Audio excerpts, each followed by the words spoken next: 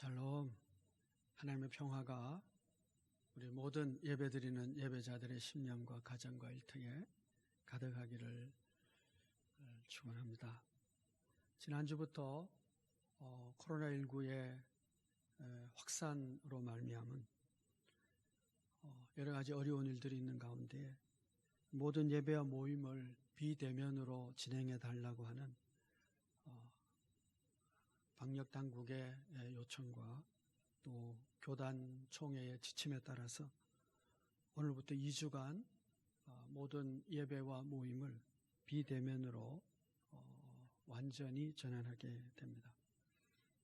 한교총 회장이시고 또 본교단 총회장이신 김태영 목사님께서 수도권 교회 발 코로나19 사태가 확산되어서 부끄럽고 죄송하게 생각한다고 그렇게 말씀하셨는데 그 말씀에 동의를 합니다마는 또 한편으로는 억울하다는 생각이 드는 것 또한 사실입니다. 교회가 앞장서서 열심을 다해서 방역에 힘썼지만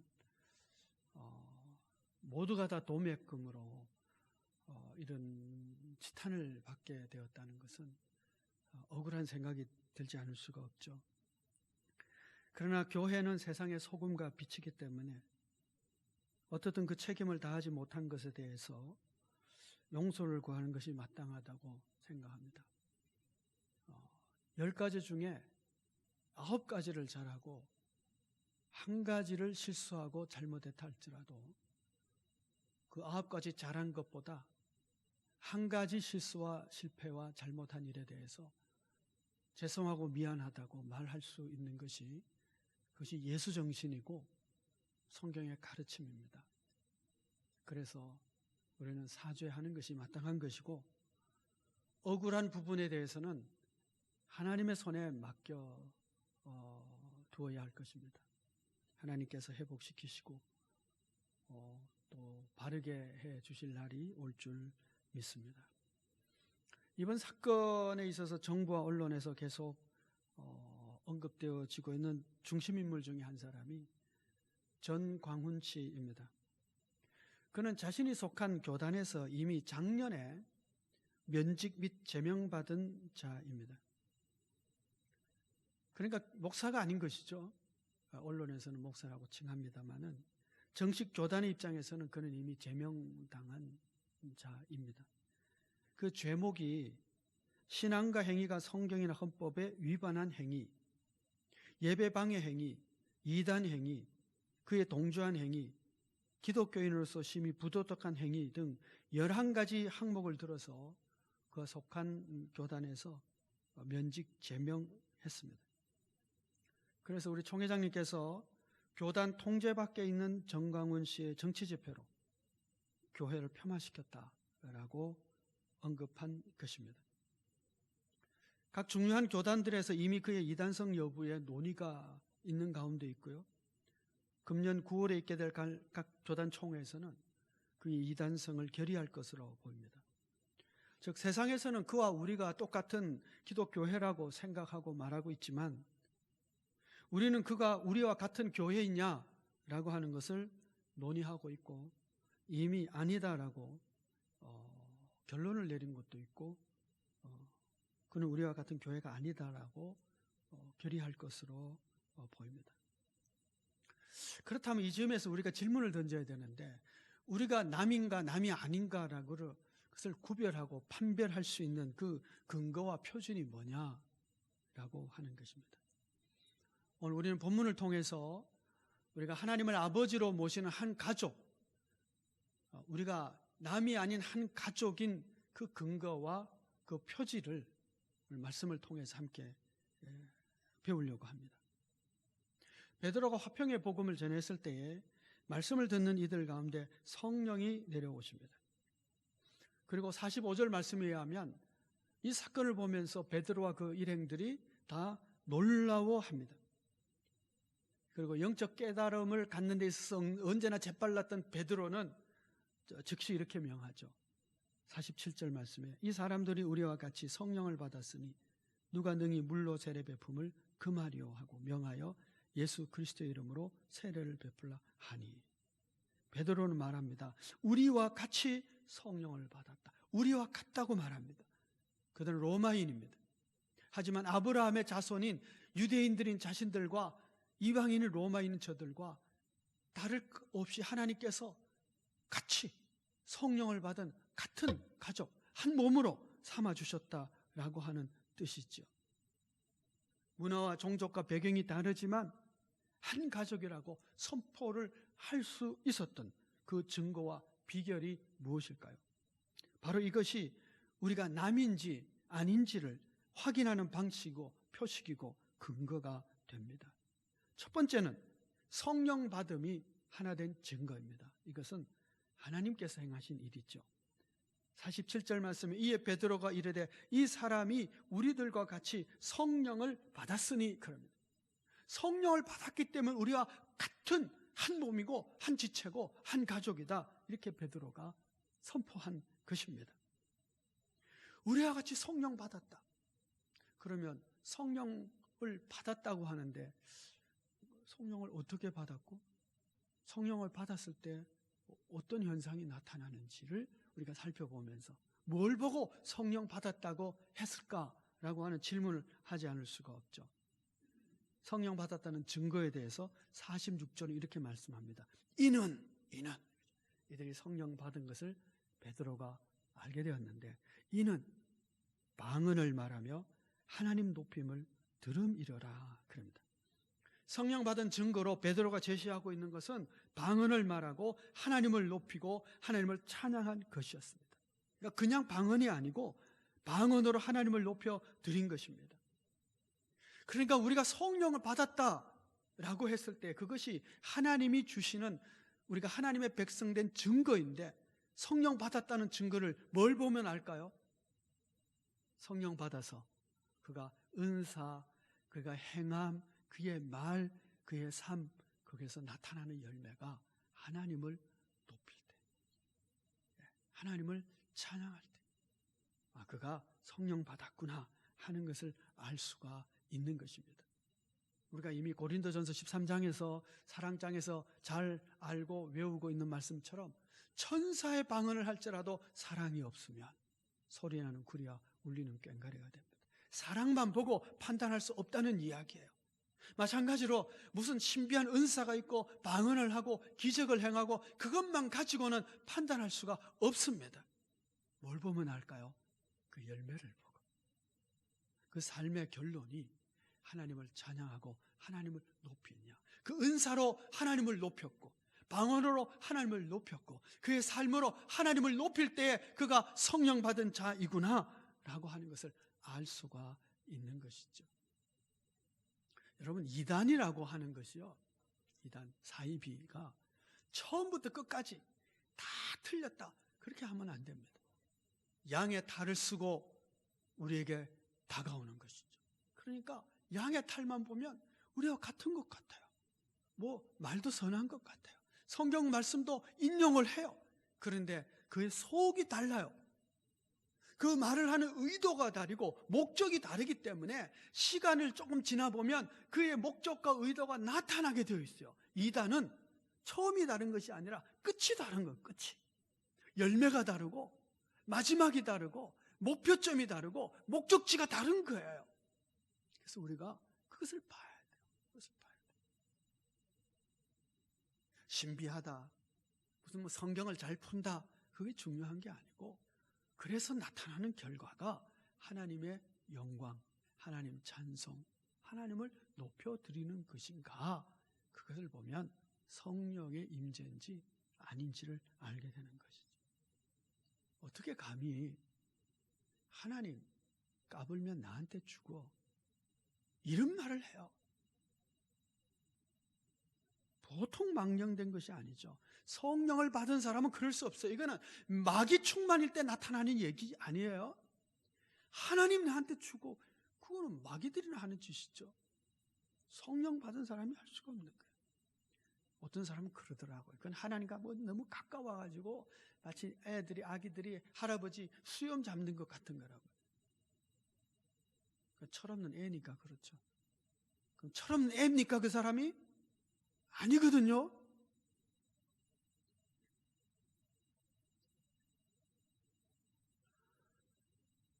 그럼 우리도 마찬가지예요. 우리가 하나님과 한 가족이다, 하나님을 아버지로 모신다는 것은 성령으로 말미암지 않고서는 하나님을 아버지라 부를 수 없습니다. 그래서 성령 받으면 하나님을 아버지라고 부르는 한 가족이 되는데, 이 성령 받아서 하나님을 아버지라고 부르는 이 한 공동체에 속한 사람이라고 하는 것은 내 말과 내 행동과 내 삶의 결론이 어떻게 나야 돼요? 하나님 찬양, 하나님 높임, 그걸로 나타나야 돼요.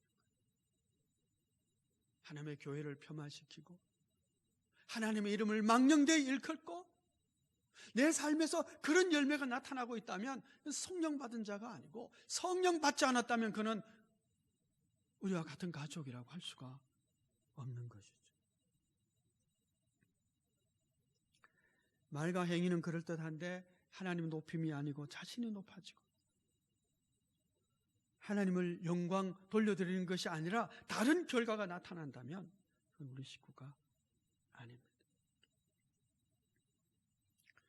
그래서 여러분, 사나운 사람, 언행이 과격한 사람, 폭력적인 사람, 거짓을 행하는 사람, 이런 사람은 하나님을 아버지로 모시고 성령 받은 우리의 한 가족이다, 그렇게 말하기 힘듭니다.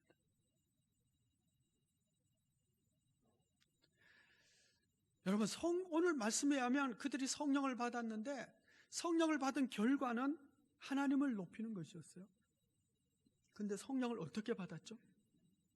오늘 본문 말씀을 보시면 베드로가 이 말을 할 때에, 즉 말씀을 들을 때에 성령이 그들에게 임한 것입니다. 여러분, 말씀을 듣는다, 이 듣는다는 단어는 귀를 기울여 경청하여 마음에 담는 것을 뜻합니다. 경청해서 마음을 담은 이유는 뭘까요? 이제 그 말씀을 담아서 말씀대로 살겠습니다 라고 하는 마음의 갈망이 있기 때문이거든요. 이것을 제가 가끔씩 말씀을 드리는데 순종을 전제로 한 말씀 듣기라고 말하는 것입니다. 이들은 하나님의 말씀을 듣고 그 말씀을 귀담아 듣고 마음에 새겨서 순종하고자 하는 그런 마음의 갈망이 있었습니다. 그렇게 말씀을 들을 때에 성령이 그들에게 부어진 거예요.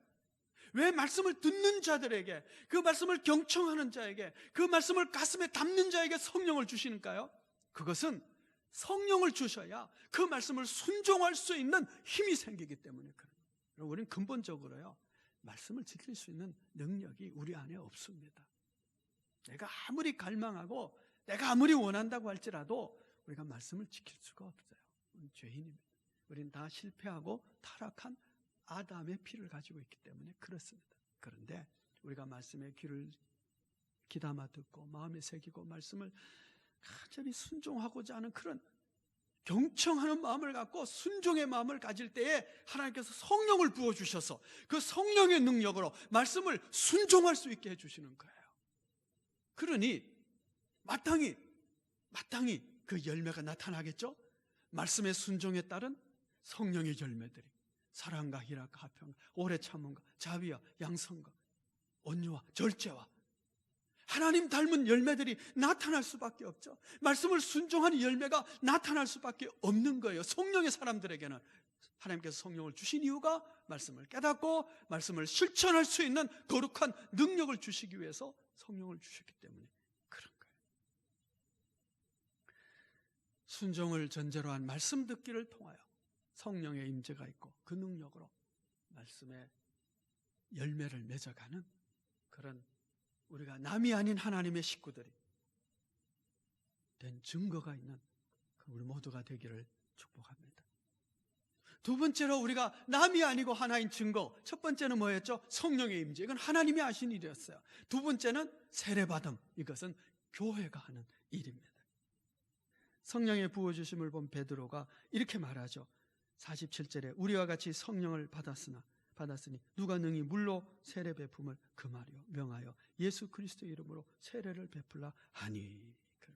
성령 받은 것을 보고 베드로가 교회의 수장이죠. 교회 수장으로서 세례를 베풀라.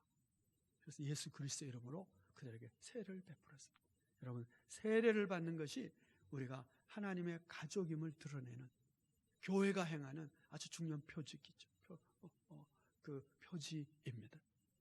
그래서 우리는 세례를 받아야 하는데요, 성경은 세례 받는다는 것이 하나님과 언약 관계에 들어가는 표식으로 말씀하고 해석하고 있습니다. 즉, 세례를 받는다는 것은 하나님과 계약을 맺는 거예요.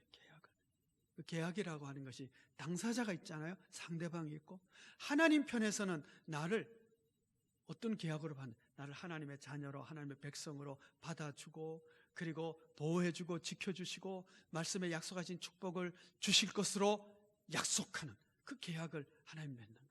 우리는 뭐예요? 하나님만 섬기겠습니다. 하나님이 나의 왕이십니다. 하나님이 나의 주인이십니다. 그리고 하나님의 말씀대로 우리가 거룩한 삶을 살고 그렇게 살아가겠습니다 라고 하나님만 섬기겠습니다. 하나님은 나를 백성으로 삼는다. 이 쌍방간의 계약을 맺는 것입니다. 그래서 아멘, 그렇게 하겠습니다 라고 했을 때 세례를 받게 됩니다. 세례 서약과 세례 받게 되는 것이죠. 여러분, 그런데요, 하나님께서 나를 백성으로 삼아주시고 자녀로 삼아주시고 나를 지켜주시고 보호해주시고 복주시겠다라고 하는 이 계약의 내용은 하나님께서는 반드시 지켜주세요. 우리가 하나님께서 계약을 지키느냐 안 지키느냐 이건 걱정할 필요가 전혀 없어요. 내 편에서, 인간 편에서 항상 문제가 생기는 거예요. 이 계약을 자꾸 어겨요. 하나님 외에 다른 신을 섬기기도 하고 하나님의 말씀대로, 그래서 무교병을 먹는다 그러죠. 거룩한 하나님의 말씀으로 내가 거룩해져 가기를 우리가 결단하고 결심하고 그렇게 살아야 되는데 하나님의 말씀보다 자꾸 다른 데 귀를 기울이고 딴짓을 하는 거예요.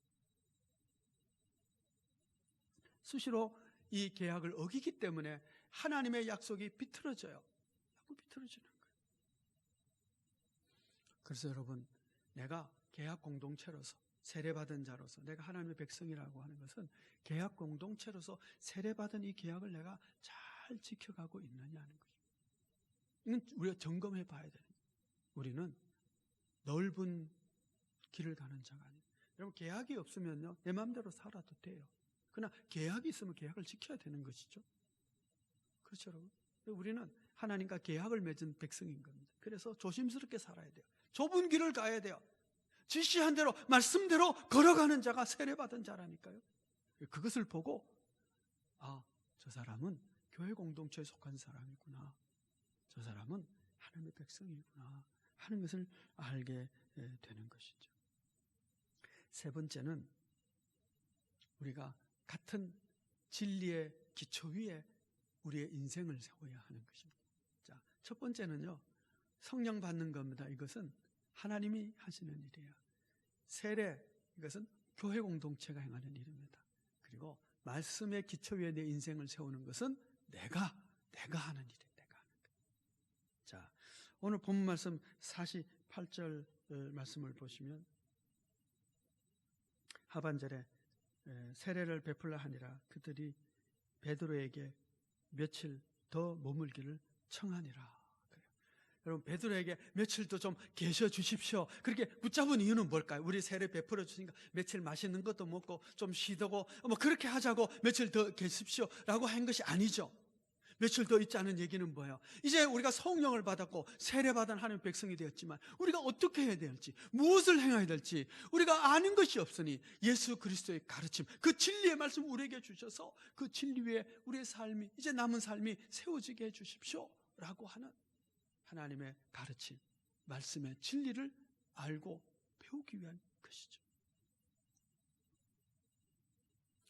성령을 받았고 그리스도의 이 예수의 이름으로 세례를 받았지만 사실은 아는 것이 없다고 할 수가 있죠. 가끔씩 평생 절에 다니시다가 교회 오신 분이 있어요. 도대체 교회 용어도 모르고 또 아무것도 모르는 분이죠. 그런 분이 가끔 그 담임 목사님 뭐 이런 단어를 모르니까 뭐라고 말하느냐 하면 주지 목사님 뭐 이렇게 얘기를 할 때가 있어요. 인사할 때도 그렇죠. 그냥 이렇게 하는 게 이제 절에서 하듯이 딱 합장하고 이렇게 하시는 분이 있어요. 모르니까. 그동안 살아왔던 그의 인생의 기초가 이 불교적인 문화였다가 기독교로 오니까 우리 기초와 조금 다른 거예요. 이건 뭐 문화적인 겁니다. 무당 점치고 굿하고 이러던 사람이 예수 믿게 되면 이 진리의 말씀에 바로 세우지 않으면 예수를 믿어도 무당에게 무슨 기복주의적인 종교 생활 이런 걸 한다고 할까요? 그렇게 기도하는 것을 보게 돼요. 그래서 빨리 말씀을 배워야 하는 것이죠. 우리가 대한민국 백성입니다. 그러면 대한민국에서 대한민국 백성으로 살려면 우리의 삶에 무엇이 있어요? 기초가 대한민국 헌법이어야 돼요. 이 헌법 위에 세워져 있는 거거든요. 근데 나는 대한민국 헌법을 무시하고 미국 헌법에 따라서 나는 살겠다. 그럼 그건 미국 시민이죠. 대한민국 시민이 아니죠. 우리가 하나님의 백성이면 하나님의 법, 진리의 말씀이 내 삶의 기초로 딱 세워져 있어야 되는 것이죠. 그러려면 우리가 말씀을 공부해야 돼요. 배워야 돼요. 말씀을 알아야 돼요. 내 삶의 기초가 하나님의 말씀, 예수 그리스도 우리 주님의 가르치심이 내 삶의 기초로 딱 세워져 있어야 우리가 하나님의 백성답게 살아갈 수가 있는 것이죠. 그렇지 않으면, 말씀을 공부하지 않으면 저 절에서 오신 분은 뭐예요? 예수를 믿기는 믿는데 좀 이상하게 믿어요. 여기 불교식으로 믿게 되죠. 아니면 무당 섬기듯이 종교생활을 하는.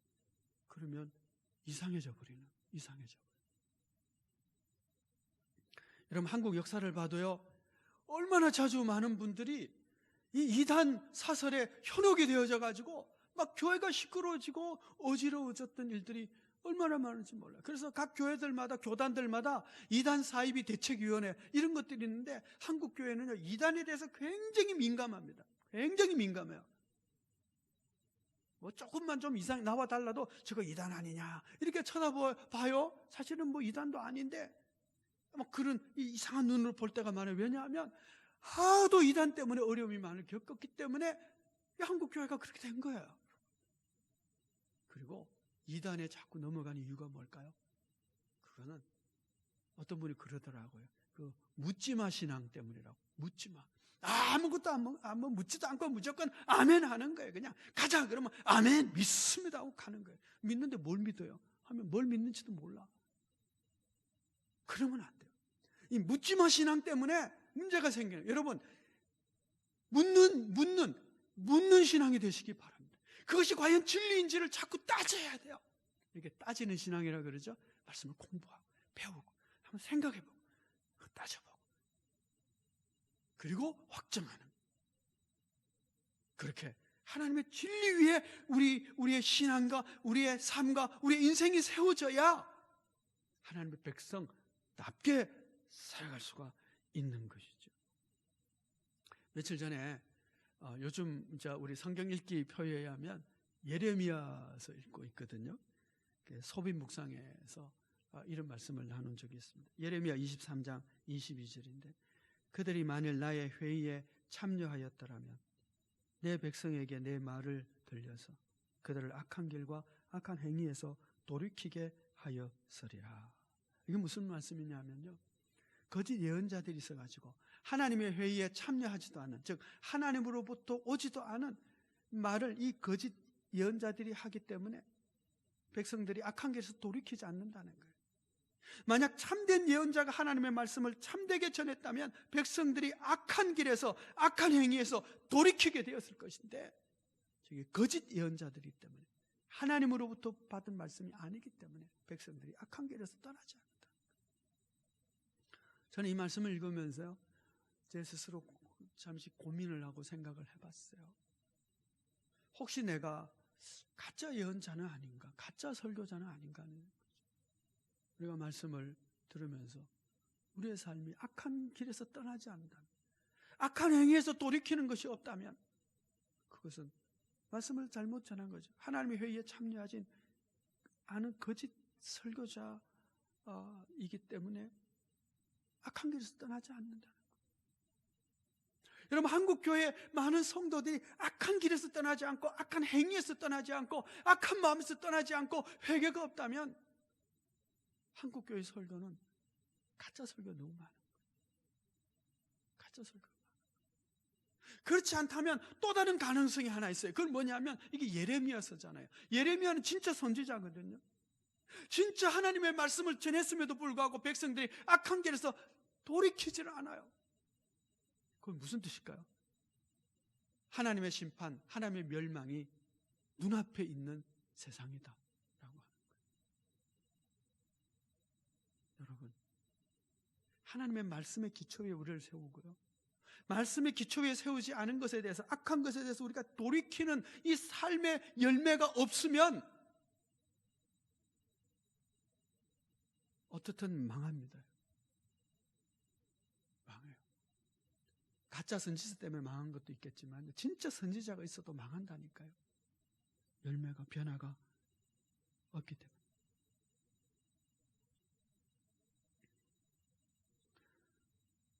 우리가 하나님 아버지를 모신 한 가족인가 아닌가를 판단하는 것은 나와 똑같은 생각, 나와 똑같은 가치관, 나와 똑같은 정치색을 가진 것과는 전혀 다른 일이에요. 우리가 남이 아닌 근거는 성령을 받았느냐, 그리고 세례를 받았느냐, 그리고 말씀의 기초 위에, 예수님의 가르침 위에 세워져 있느냐, 그것이 증거인 것이죠. 우리가 남이 아닌 증거로 성령을 받았다면 그는 하나님을 찬양하는 삶을 살 것입니다. 성령의 열매가 맺어질 것입니다. 하나님과 세례받은 자라면 하나님과 계약 당시에 맺었던 그 계약의 내용들을 가지고 좁은 길을 걸어가는 자일 것입니다. 그리고 그가 남이 아닌 하나님의 공동체라면 예수님의 가르침 말씀 위에 자기 인생을 조심스럽게 세워갈 것입니다. 말씀이에요. 그 말씀대로 살기 위해서 회개할 것이고, 눈물 흘릴 것이고, 기도할 것이고, 그렇습니다.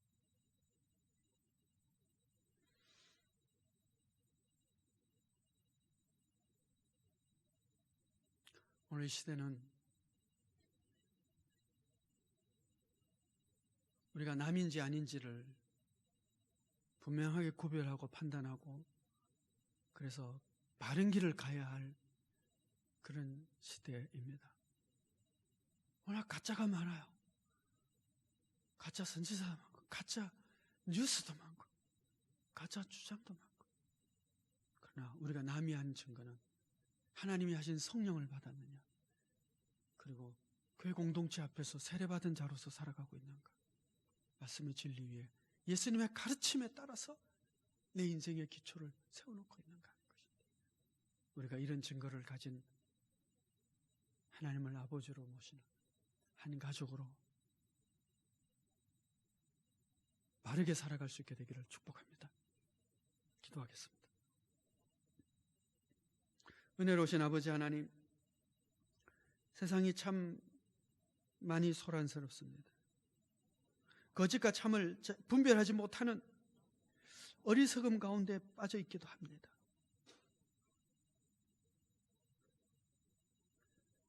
저희들에게 참된 지혜와 지식과 성령의 기름 부음을 허락하여 주셔서 참과 거짓을 판단할 수 있게 하시고, 하나님의 선한 뜻을 분별할 수 있게 하여 주시고,